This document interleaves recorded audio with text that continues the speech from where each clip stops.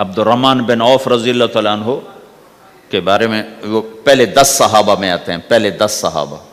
آپ نے کہا ابو بکر جنتی، عمر جنتی، عثمان جنتی، علی جنتی، طلحہ جنتی، زبیر جنتی، سعد جنتی، عبد الرحمن جنتی، ابو عبیدہ جنتی، سعید بن زید جنتی. اس میں ایک عبد الرحمن ہے. جب ان کا انتقال ہوا تو انہوں نے 3 ارب 10 کروڑ 20 لاکھ دینار چھوڑے ترکہ. ہمیں تو بڑا بیوقوف بنایا گیا، کاغذ کو کرنسی بنا کے دے دیا. کاغذ، کرنسی تو سونا ہوتا ہے جی، کرنسی تو سونے اور چاندی کو کہتے ہیں، کاغذ کے ٹکڑے کو تو کرنسی نہیں کہتے. اور اب کرنسی بھی لے کر وہ کارڈ پکڑا دیے، جیب بھی خالی، اب کرنسی بھی کاغذ بھی کوئی نہیں، خالی کارڈ. اس کو کیا کہتے ہیں کارڈ کو؟ Credit card. کریڈٹ کارڈ وہ ساری دنیا کو بیوقوف بنائے ہوئے. یا تو کاغذ پکڑائے ہوئے ہیں یا کارڈ کاغذ بھی اب واپس لے لیا، اب کارڈ پکڑا دیا. اور عبد الرحمن بن عوف نے جو پیسے چھوڑے وہ کاغذ نہیں تھے. کاغذ کی کیا حیثیت، پاکستان میں روز چھپ رہے ہیں، کاغذ کی کیا حیثیت. 3 ارب 10 کروڑ 20 لاکھ دینار سونے کے، اور ایک سکہ دینار اس وقت 4.5 ماشے کا ہوتا تھا. اب اس کو ملٹیپلائی کرو اور پورا پاناما خرید لیں وہ اس پیسوں سے. اور وہ ٹاپ لسٹ کے 10 10 صحابہ میں سے ایک. وہ فرماتے تھے میری تجارت کا یہ اصول رہا کہ میں نے کبھی ادھار نہیں خریدا، نہ کبھی ادھار بیچا، نہ کبھی ادھار خریدا. جو خریدے بھی ادھار اور بیچے بھی ادھار، اسے نیند کہاں آئے گی؟ دینے والے دیتے نہیں، لینے والے سر پہ کھڑے ہوتے. انہیں نہ بیوی اچھی لگتی نہ بچے اچھے لگتے، وہ گھر میں بیٹھ کے بھی گھر میں نہیں ہوتے. تو آپ نے فرمایا نہ میں نے کبھی ادھار خریدا نہ کبھی ادھار بیچا، نقد خریدا نقد بیچا. دوسرا میرا اصول یہ رہا کہ میں نے کبھی سٹاک نہیں کیا، جب مجھے پروفٹ ملا میں نے فوراً بیچ دیا. انتظار نہیں کیا 1 ہفتے بعد بیچوں گا ریٹ بڑھ جائے گا. جس دن مجھے پروفٹ ملا 1 پیسہ بھی ملا تو میں نے فوراً بیچ دیا. تیسرا اصول یہ تھا کہ میرے سودے میں کوئی کمی یا عیب ہوتا تو میں اسے چھپاتا نہیں تھا، ظاہر کرتا تھا اس میں یہ کمی ہے، بھئی لینا تو لے لو، نہیں لینا تو چھوڑ دو. تو ہماری تو تجارت بھی جنت کا راستہ ہے. مدینے کے لوگ ذمہ دارا کرتے تھے، مکہ کے لوگ تجارت کرتے تھے. ان کی زراعت اور تجارت دین کے پھیلنے کا ذریعہ بن گئے. عبد الرحمن بن عوف رضی اللہ عنہ کا مال اللہ کے دین کے کام آیا. عثمان رضی اللہ عنہ کا مال اللہ کے دین کے کام آیا.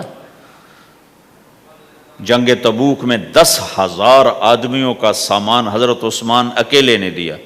30,000 کا لشکر تھا تو 1/3 10,000 کا سارا سامان عثمان رضی اللہ عنہ نے اپنے گھر سے دیا. اور وہ پیسے دینار لا کے پیش کیے نا تو اللہ کے نبی وہ دینار لے کر یوں کر رہے تھے، ایسے ایسے، اور کر رہے تھے ما علی عثمان اللہ یعمل بعد عثمان، آج کے بعد تو کچھ نہ کر، جنت واجب ہو گئی تیرے پہ.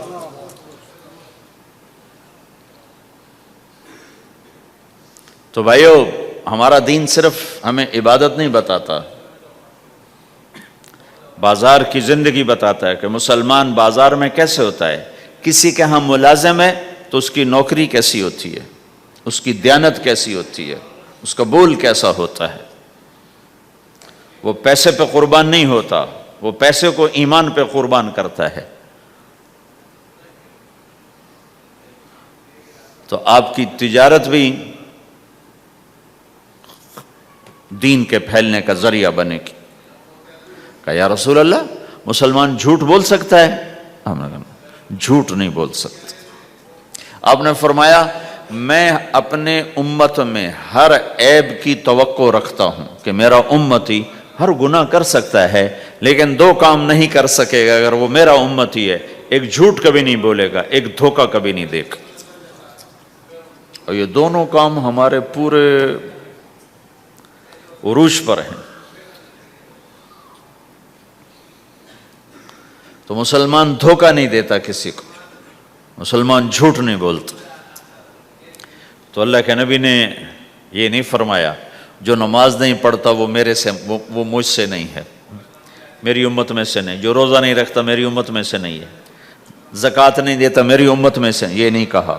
آپ نے کہا من غش فلیس منا، جس نے کسی کو دھوکہ دیا وہ میری امت میں سے نہیں ہے، میری امت سے خارج۔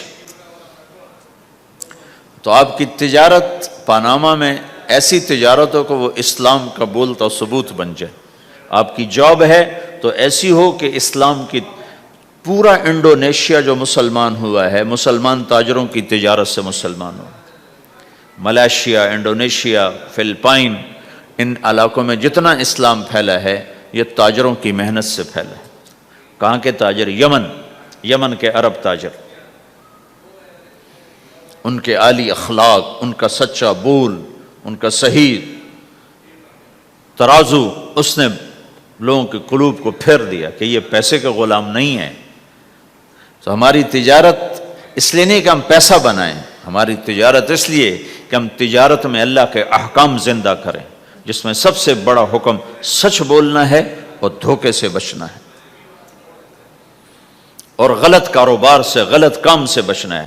صرف ہم پیسہ نہیں کماتے، ہم اللہ کا امر دیکھتے ہیں کہ اگر میرے اللہ کے حکم کے مطابق ہے تو ٹھیک، اگر اس کے مطابق ہم چھوڑ دیں تو بھائیو اپنی پہچان کرواؤ سچائی کے ساتھ، دیانت کے ساتھ، دھوکے سے بچتے ہوئے۔ ایک تاجر مجھے بڑے فخر سے بتا رہا، فیصل آباد کی بات، کہ میں صبح صبح قرآن پڑھ رہا تھا، دکان پہ بیٹھا ہوا، کپڑے کا تاجر، تو ایک گاہک آ گیا، کہا جی آپ قرآن پڑھ رہے ہو، بھلے آدمی لگتے ہو، تو میں نے بیٹی کے جہیز کے لیے کپڑا خریدنا ہے، تو میں نے کہا آپ سے خرید لیتا ہوں۔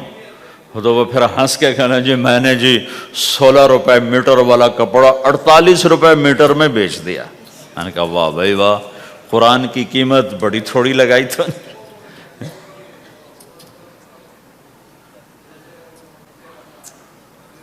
ہائے ہائے ہائے ہائے، اس کو شرم بھی نہیں آ رہی اس بات پر، احساس ہی کوئی نہیں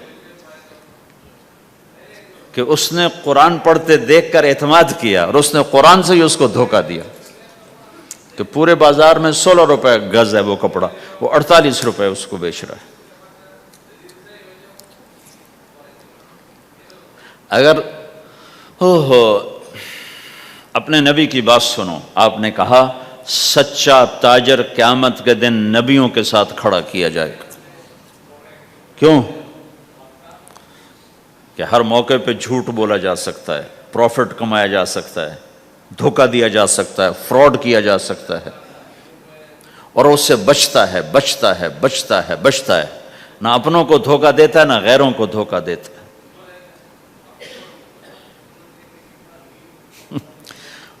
جب انگریز کا دور تھا تو وہ ایک دلی میں ایک جیب کترا تھا، جیب کاٹنے والا، تو وہ یہ سکھایا کرتا تھا لڑکوں کو، پھر ان کو بھیجتا تھا، تو اس کا ایک چیلا شام کو صرف 2 روپے لے کر آیا، 2 روپے لے کر، تو اس نے کہا بے وقوف آج سارے دن کی کمائی 2 روپے؟ کہا استاد آج بہت بڑا مال مارا تھا، لیکن میں نے دیکھا تو وہ ایک گورا تھا، انگریز تھا، تو مجھے خیال آیا اگر قیامت کے دن عیسیٰ علیہ السلام نے میرے نبی کو گلہ دے دیا کہ تیرے امتی نے میرے امتی کی جیب کاٹی تھی، تو میں اپنے نبی کو کیا جواب دوں گا؟ تو میں نے جا کر اس کو واپس کر دیا، ابھی اپنے کے کھسکا کے لایا ہوں 2 روپے۔ تو پچھلے زمانے کے تو چور بھی ایسے خوددار ہوتے تھے، اب تو نمازی ایسے غیرت کہاں پھینک کے آ گئے ہیں۔ ماتھے پہ محراب ہوتا ہے اور دھوکے میں سب سے اول ہوتا ہے.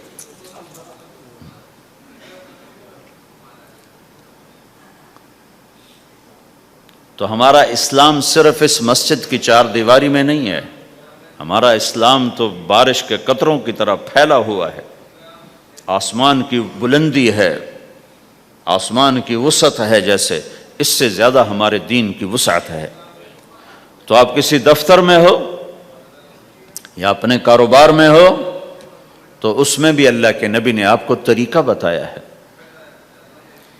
تو بازار کے اخلاق ہیں مسکرانا نہیں، بازار کے اخلاق ہیں سچ بولنا، صحیح دینا، صحیح تولنا، صحیح سودے کا عیب بتانا.